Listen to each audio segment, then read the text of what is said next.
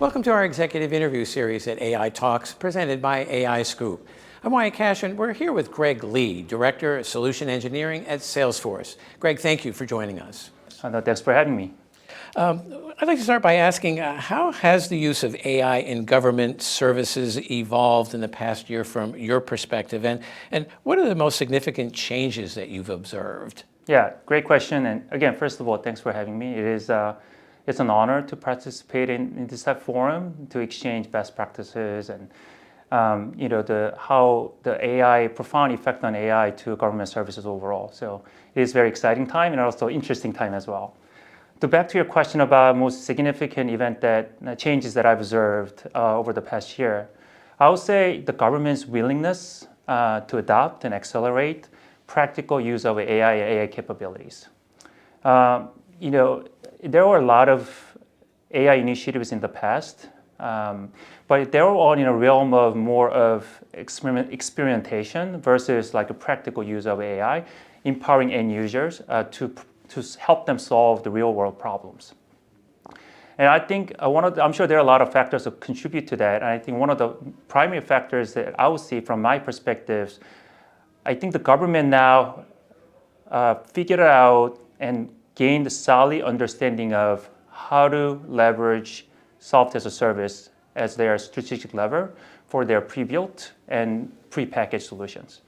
Let me just share a little bit of my story. So I joined Salesforce about 8 years, and there are a couple of things that really drew me into Salesforce and its ecosystem. One is it's a salient characteristic of software as a service, continuous innovation at speed, at scale, and advantage of getting through the ATO fast to bring the capability in the hands of our end users as quickly as possible. The other aspect of it is using low-code, no-code platform to extend sometimes and very often complex and unique business process and use cases of the government. We were able to incorporate that into the platform through configuration. Now in the midst of AI revolution, we stay at our core and try to provide AI capabilities in low-code, no-code fashion. And that does a couple things. One is democratize the development of AI and the rapid push out of the capabilities in the hands of the end users. This AI capability at Salesforce, it does reasoning and take autonomous action with the clear guardrail. So it provides very insightful information to the end users to take the next best action guided by AI. So where do we go from here? How do we not lose the momentum? In the end, these AI capabilities will evolve and has to be trusted by the end users. So we need to have a concerted effort in earning the end users' confidence in using these AI capabilities. So I think there are 5 things that I think we have to keep in mind. One, we have to give defined roles to this AI, and then give them clear guidance in how to and when to use autonomous actions, and then give them rules and permissions so that the sensitive data of the personal use will be protected.